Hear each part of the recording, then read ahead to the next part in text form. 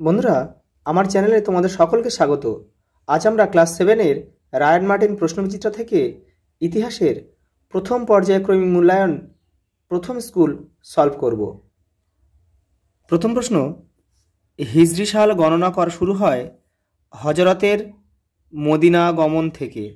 সালটা ছিল 622 খ্রিস্টাব্দ। পরের প্রশ্ন, করতোয়া ও ভাগীরথী নদীর মাঝের এলাকাটি ছিল বরেন্দ্র।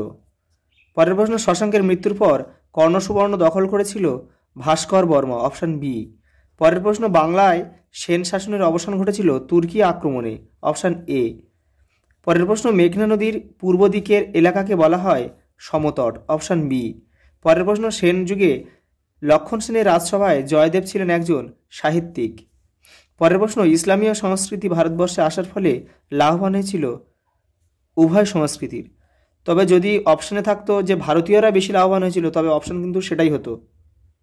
এখানে অপশান সেটা নেই বলে উভয় সংস্কৃতির উত্তর হবে।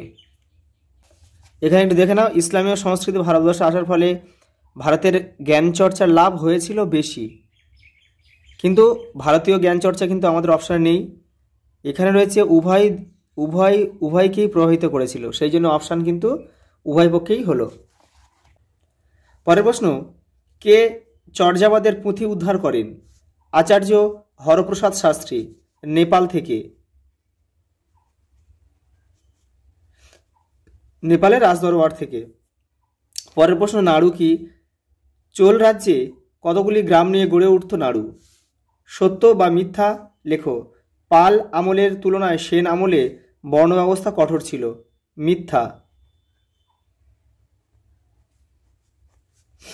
পরের প্রশ্ন, লুইপাদ ছিলেন একজন বৌদ্ধ সিদ্ধাচার্য, সত্য।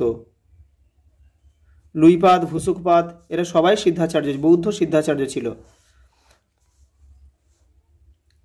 পরের প্রশ্ন, স্তম্ভ মেলাও দিয়েছে।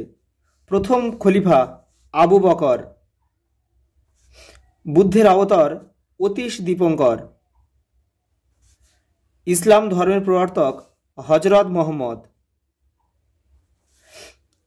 গঙ্গৈকণ্ড চোল, রাজেন্দ্র চোল। পরের প্রশ্ন, মিনিয়েচার কি? মিনিয়েচার কি? মধ্যযুগে বইয়ের পাতাগুলি ছবি দিয়ে সাজানো হতো। আকার ও আয়তনে ছোট এই ছবিগুলিকে মিনিয়েচার বা অনুচিত্র বলা হতো। পরের প্রশ্ন, পাল আমলের বৌদ্ধ স্তূপগুলি দেখতে কেমন ছিল? তোমাদের টেক্সটের 34 নম্বর পেজে উত্তরটি রয়েছে। এই যে এখান থেকে এই পর্যন্ত প্রাচীন ভারতের বৌদ্ধ ও জৈনদের মধ্যে স্তূপ নির্মাণের রীতি ছিল। বিশেষ করে বৌদ্ধরা বহু স্তূপ তৈরি করেছিল। এগুলি প্রথমে দেখতে গোলাকার, পরে অনেকটা মোচার খোলার মতো শঙ্কু আকৃতির হয়ে পড়ে। পরের প্রশ্ন,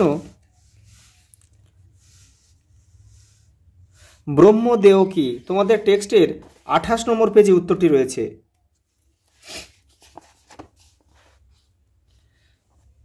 এই যে পাল ও সেন যুগে কৃষিজমির পরিমাণ বাড়ানোর জন্য ব্রাহ্মণদের অনেক সময় জমি দান করা হতো।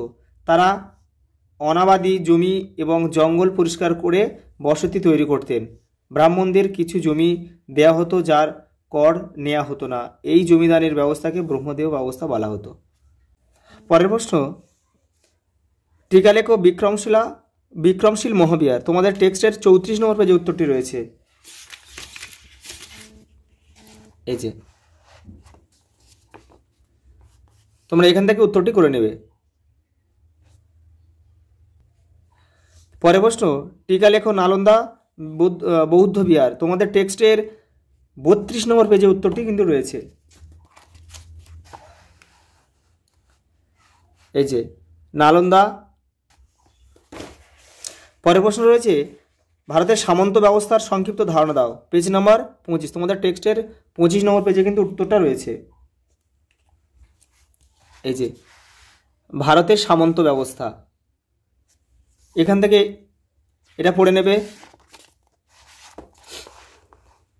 এখান থেকে এটা পড়ে নিয়ে নিজের মতো করে তোমাদের মতো ছোট করে লিখবে। পরের প্রশ্ন, শশাঙ্কের কৃতিত্বের পরিচয় দাও। তোমাদের টেক্সটের 10 নম্বর পেজে উত্তরটি রয়েছে।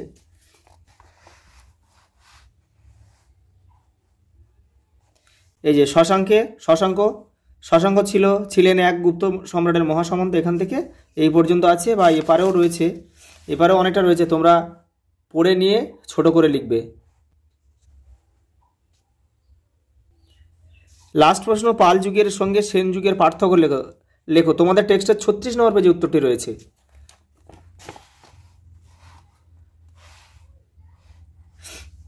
এই উত্তরটি এখান থেকে পড়তে হবে, পড়ে এই পর্যন্ত লিখলে হয়ে যাবে। আজ এই পর্যন্ত, দেখা হবে পরের ভিডিওতে।